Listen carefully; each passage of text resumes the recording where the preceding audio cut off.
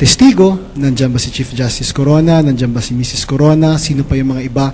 Sana ho'y bigyan niyo ho kami ng pagkakataon na sa amin pong habang umaandar na po yung pagpipresenta namin, alam niyo naman bilang mga abogado, tayo ho ay meron tayong disiplina sa sarili, na hindi naman natin uunahin ilabas sa media o i-leak ito sa mga media personalities para lang humag-drum ng attention, Hindi ho ganun ang maaasahan nyo sa depensa. Sa amin ho, ilalatag namin ang aming ebidensya, ipipresenta namin ang aming testigo doon sa impeachment court. So yan ho ang maaasahan ho natin dito. Mark, issue ng surveys pa rin. Gusto kong tanungin si Mr. Mon Casiple. Ito po bang mga surveys? Dapat po ba sineseryoso itong mga resulta na ito o depende kung sa sino ang nagsasurvey? Depende sa methodology yan eh. Halimbawa yung mga specific newspaper, dapat explain nila kung paano. Kasi kung komentaryo lang yan, phoned in or simpleng reaction ng kanilang mga readers, mahirap malaman yung demography nung mga nagsasagot. Hindi kasi ginagawa nung halimbawa SWS o Pulse na weighted yung nagre-reflect yung demographics. Mga ganyan, ang tawag ko lang dyan indicators. Pero hindi pwedeng sabing reliable.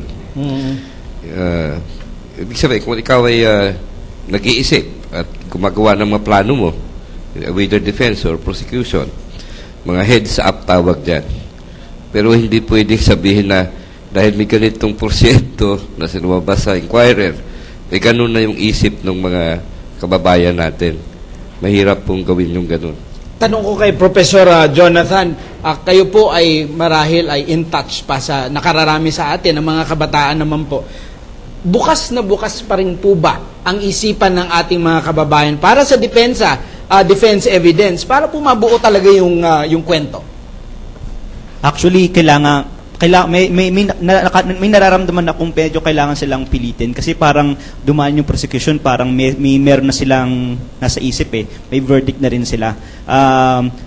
Yun yung hamon bilang guro, bilang guro kailangan kong magbigay sa kanila ng talagang push para sundan ito kasi natatakot ako na sa sobrang teknikalidad ang daming nawawalan na rin mukhang maraming nawawalan ng pag-asa. Maging sa taxi driver, sinisikap kong halimbawa yung mga taxi driver na nasasakyan ko, may desisyon na rin sila. At para sa kanila, simple lang, nakita kong karaniwang sagot nila, Sir, hindi naman pantay ang batas May karaniwan yung ganong sagot nila. Kaya umaasa ako na sana matapos natin ito kasi dito natin mapapatunayan sa buong mundo natuto nga tayo sa ating kasaysayan. Kaya sa mga guro, sa mga kabataan, tutukan natin tong laban ng depensa, at bilang historiador, tikong pambibig namin kasi kailangan pang lumabas muna lahat ng sources. Mukhang marami pang hindi talaga lumalabas pa.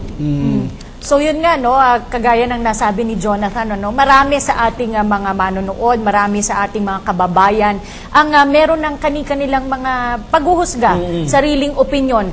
Tanungin natin si Mr. Conrad D. Quiros, ngayon po sa Lunes ay it's their turn, the defense's turn to present their case. Sa tingin niyo po ba, more or less, mababago pa rin yung isipan ng taong bayan, lalo na yung mga nakagawa na ng sarili nilang desisyon o paghuhusga? It's possible. Pero ang sinasabi ko nga kanina pa, ang feeling ko parang na-overtake ng events Kasi tinatanong mo kanina kung open pa yung publiko sa new evidences. I think they're open but in more ways than one.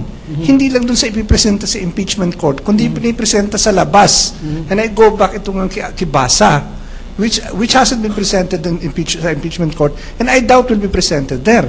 And yet, those are evidences that the public will also accept because they are open to it. And that I think is a damning piece of evidence. This I want to ask from Attorney Karen and maybe Attorney Kicho din, Ang marami sa mga opinion makers are saying this is a moral issue.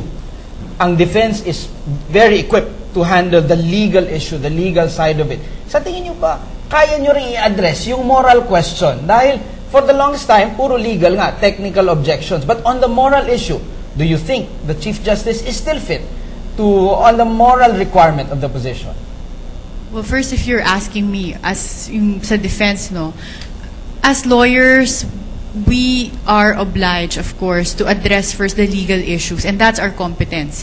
With respect to the moral issues here, in the first place, does this reflect on the morality? Because we are just hearing, of course, the side and the opinion of Sister Flor, and of course, I respect her opinion, and I don't say na mali yung sinasabi niya or hindi totoo, but then, she's party to an intra-corporate controversy, and they have this conflict na ilang taon na raw, mga 30 years na. So, hindi malayong may hindi pagkakaintindihan itong buong pamilya. But, us as a public or even the impeachment court, are we even competent and qualified to rule on Chief Justice Corona's competence and morality based on an intra-corporate controversy na ngayon is ongoing? So, I think we should consider first kung saan tayo merong definitiveness, which is first our rule of law, and based on our rule of law, we have grounds for impeachment. So meron na tayo na file na impeachment complaint, and following the rule of law, we have to stick by the grounds for impeachment raised by that complaint, which means we can't go out of the corners of that complaint. Kung ano yung mga grounds na linagay nila doon, yun ang paglilitisan at yun din ang pagbabasihan ng desisyon. Later on, kung sa palagay natin ay merong basis for impeachment based on kung ano man yung kinalaman dito ng pamilya ng basa, then I think we can exercise this right again under our Constitution. Go ahead, Attorney Kicho. Dagdagan ko lang, no? Sapagkat kami nga bilang mga abogado, I'm sure sa prosecution ganun din, and Attorney Aguirre also, and with Attorney Sagisag and the other lawyers, of course, our focus will be in charge, no? Kasi ang pinagbabasihan ho natin dito yung Constitution, no? Ano ba yung mga grounds na nandun? Now, we talk of morality. This is all, when we talk of morality, it's always a ticklish issue, no? Magkakaroon tayo ng iba't ibang mga pananaw dito. But if we want morality to be part of the fitness of a public official, baka maraming tamaan dito. So, siguro kailangan mag-stick ho tayo dun sa issue, tapos tingnan ho natin yun. And then, let's form our own conclusion based on our own morals, no? Okay? Okay, mula sa Twitter, meron tayong katanungan mula kay Trina808. Do you think the long session break will affect the outcome of the trial?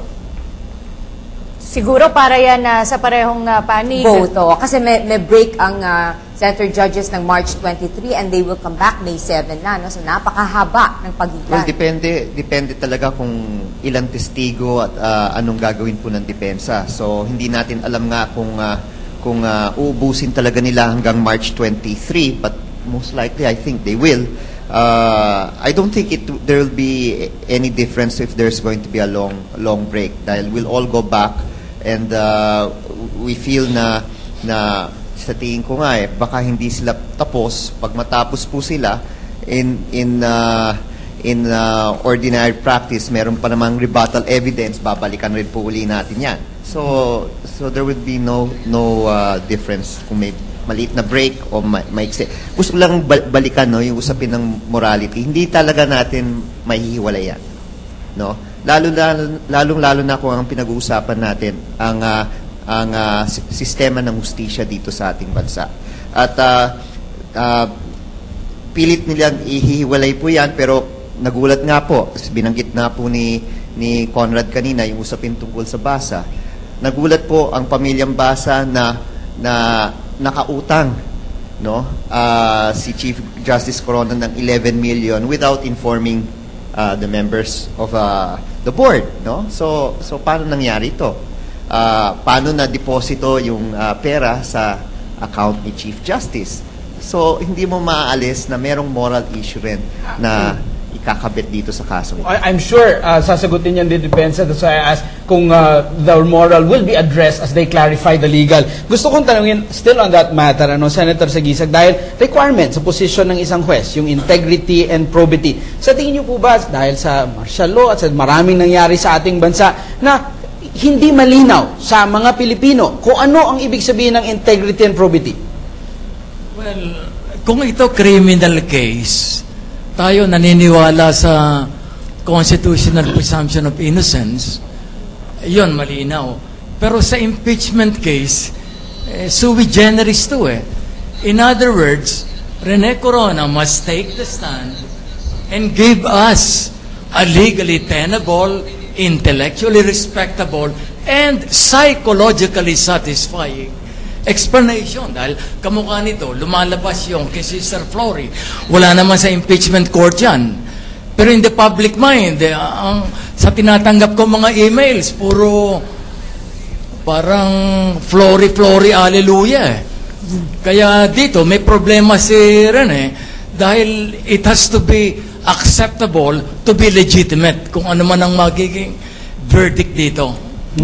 Maraming salamat po, Senador Sagisag. Samantala, meron pa yatang meeting na pupuntahan itong si Attorney Kicho at si Attorney Jimeno. Kaya hingan na lang muna natin sila ng mensahe para sa ating mga manonood bago sila umalis. And we're looking forward to defense evidence. Everyone's looking Ano po forward to ba that. ang aasahan namin sa Lunes?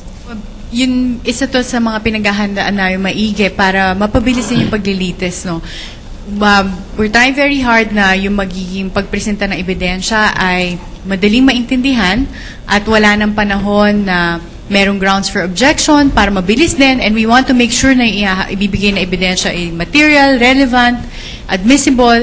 So, sana ito na yung inaantay na wag sana nga yung maging sarado ang ating isipan. Kasi nung nakita ko nga yung statistics, for me, yung isang consideration doon, what makes us hopeful is that kahit na ang nagpresenta pa lang na ebidensya ay ang prosecution, malapit pa rin yung pagkaboto.